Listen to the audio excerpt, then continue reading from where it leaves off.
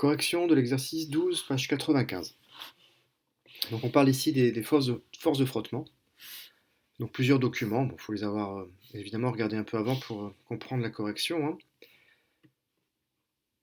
Donc on suppose que la voiture rouge du document 3. Alors là déjà ici, le document 3, il n'y a pas de voiture rouge. Donc je pense qu'ils veulent dire du document 4. Ça fait partie. Alors la voiture rouge du document 4, je sais pas, c'est celle-là, j'imagine, hein, elle a l'air rouge. Et celle-ci, je sais pas, il parle tout à l'heure de voiture bleue. Là, cette voiture-là, j'ai pas l'impression qu'elle soit bleue. Après, il y a une sorte de filtre par-dessus. Bref, on va essayer de comprendre ce qu'ils veulent nous demander ici, puisque ça commence mal. Déjà, document 3, c'est le document 4, et il n'y a pas de voiture bleue. Mais alors, ils veulent bel et bien parler de ces deux voitures-là.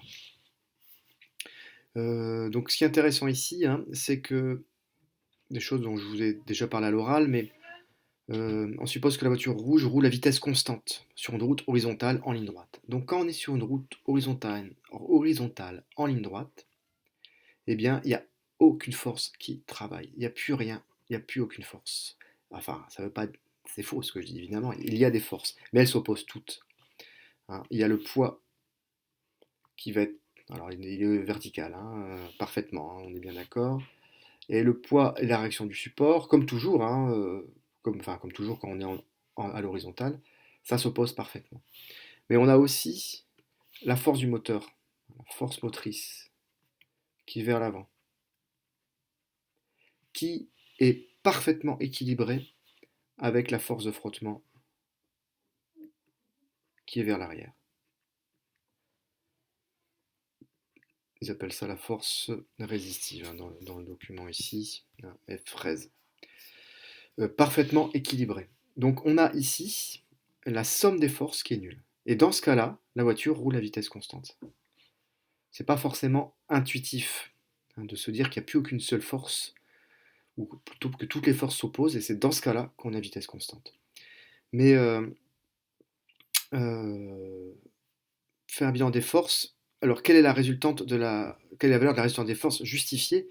Donc je justifie encore plus ici. Pourquoi je sais que toute la somme des forces est nulle? Eh bien parce que comme la voiture roule à vitesse constante, on a l'accélération qui est nulle. Et le principe de Newton, premier principe fondamental de la dynamique, c'est que la somme des forces extérieures, je mets le vecteur pour l'instant, mais on peut le retirer, hein, puisque ça marche aussi sans. Donc la somme des forces extérieures égale la masse fois l'accélération. Retirons les vecteurs.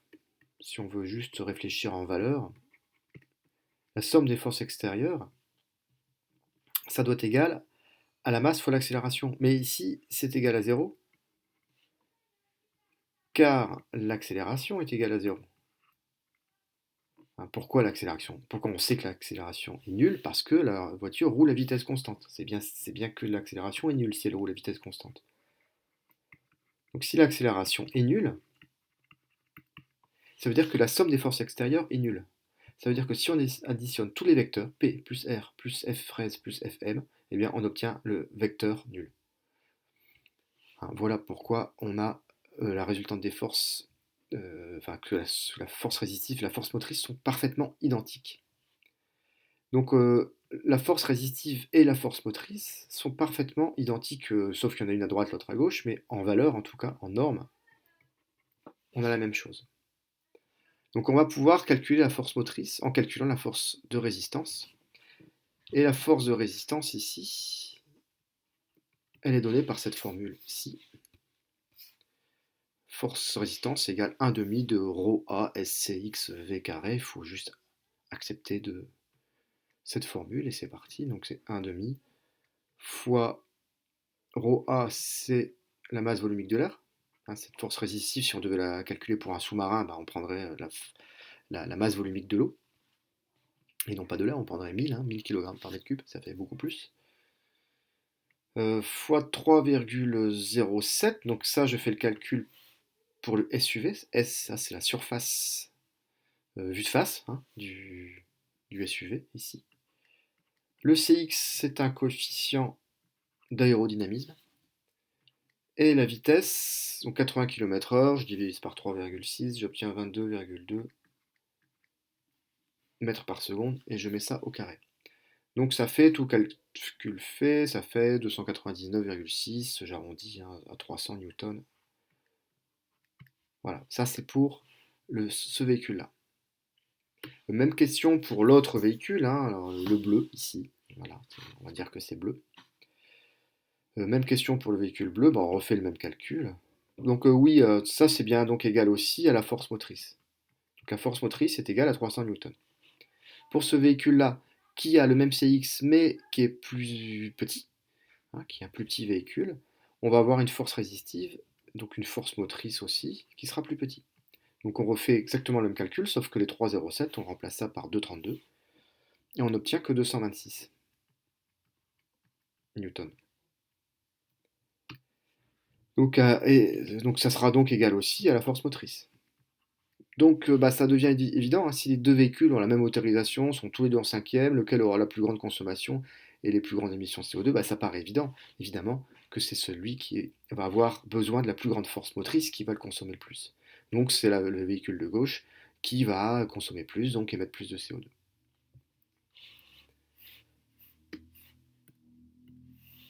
Question suivante. Comment commenter l'évolution du CX des voitures entre 1900 et 2010? Que constate-t-on quant à son évolution après le choc pétrolier des années 70? Donc on voit que le CX, qui était au début de 1, descend ici aux alentours de entre 0,2 et 0,3. Le CX diminue. Donc on a fait des voitures de plus en plus aérodynamiques. Et après le choc des années 70, on voit que la diminution s'accélère. Hein, qu'on voit qu'il y a eu une recherche plus importante d'aérodynamisme au niveau des voitures, parce que plus une voiture a un bon CX, plus la force de résistance à l'air est faible et moins elle consomme évidemment d'essence. Donc voilà, question 2 faite à l'oral. Question 3, analyser le document 3 afin de vérifier sa compatibilité avec la formule proposée pour la force de traînée. Alors ça c'est vraiment une question, quand on connaît la réponse, on comprend la question. Qu'est-ce qu'ils veulent nous faire dire ici? Ils veulent nous faire dire ici que la force de frottement évolue en fonction du carré de la vitesse. Hein, cette courbe ici a le même comportement que une courbe de style y égale x carré. Qu'est-ce qu'on peut dire ici? Donc la force de traînée est proportionnelle au carré de la vitesse. Donc pour résumer, hein, la force en fonction de vitesse est de type f de x égale x carré. Hein. On a une progression, hein, f de x c'est ça, x c'est ça, et bien hop, voilà, f de x c'est du style x carré. Alors, voilà, ça a cette forme-là. En tout cas, c'est pas linéaire. Hein, si c'était linéaire, on aurait une ligne droite.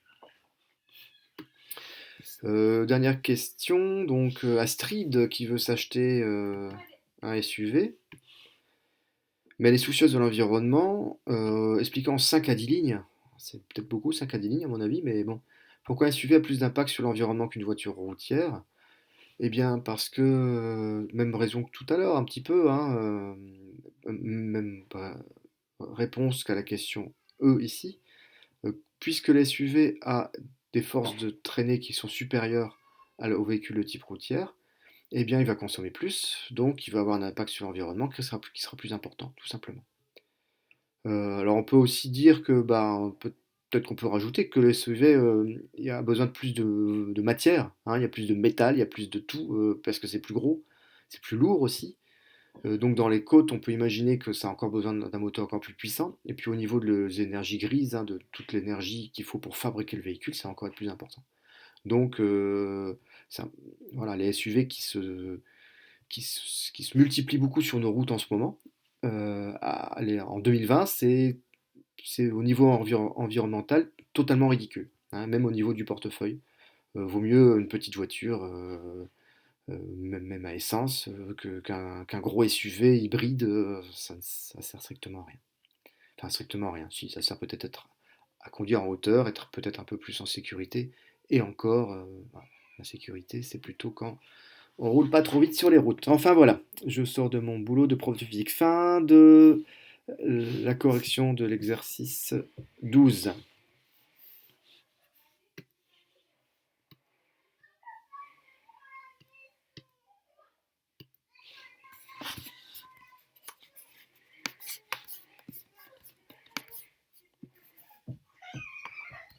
Alors,